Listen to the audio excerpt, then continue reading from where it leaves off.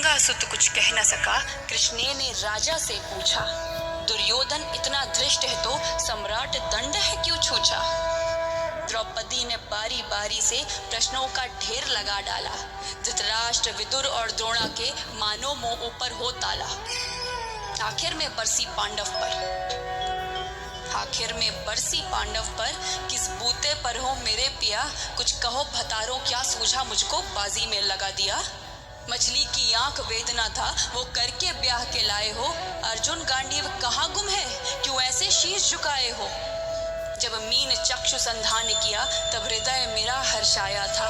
मन ही मन में आह्लादित थी मन चाहा वर जो पाया था। माँ कुंती ने मुझे बांट दिया बन गए पति पांचों भाई। दुर्दशा देख ऐसी मेरी तुम सबको लाज नहीं आई। मैं समझी थी बड़भागन हूँ, रणवीरों की मैं सबला हूँ, पर अब ऐसा लगता मुझको डरपोकों की मैं अबला हूँ। है गदा कहाँ गांडीव कहाँ, है गदा कहाँ गांडीव कहाँ। क्या जंग लगी तलवारों को, 100 धिक्कार तुम्हें मेरा धिक्कार तेरे हथियारों को।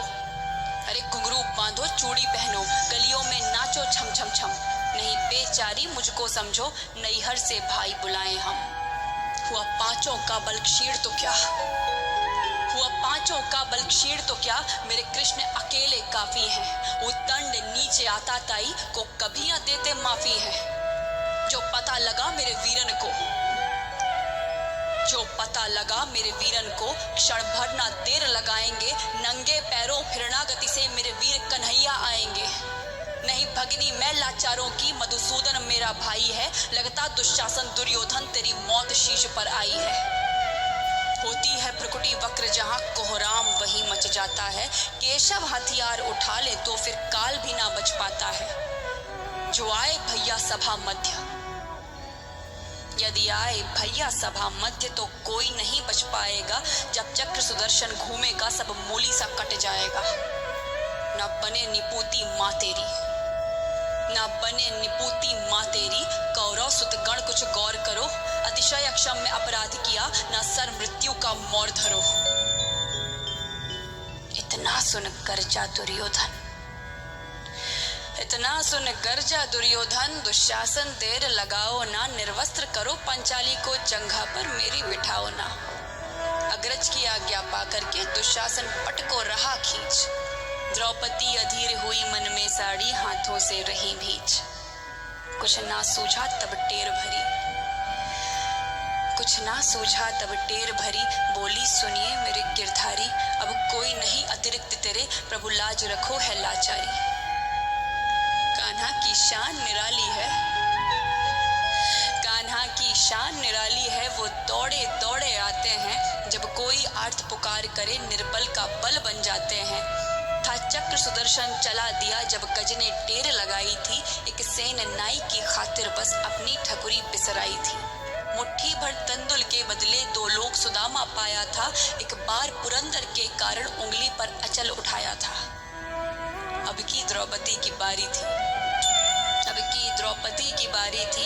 रो रो कर कृष्ण पुकारी थी। हो गए रास्ते बंद सभी अब अंतिम राह मुरारी थी। हुए कृष्ण कृपालु कृष्णा पर माधव जो करुण पुकार सुनी। जहां देखो साड़ी ही साड़ी धरती अंबर तक चीर बुनी।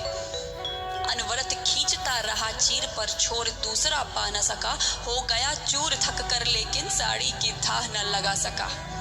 था बहुत अचंभित दुशासन ये नारी है या साड़ी है। द्रौपदी में हाड़ मांस भी है कि सारी नारी साड़ी है। मूर्छित होकर गिरा दुशासन निर्वस्त्र द्रौपदी कर न सका। सहस्री हस्त का बलशाली शर्मिंदा था बस मर न सका। कभी याज्ञसेनी ने नटवर को साड़ी का टुकड़ा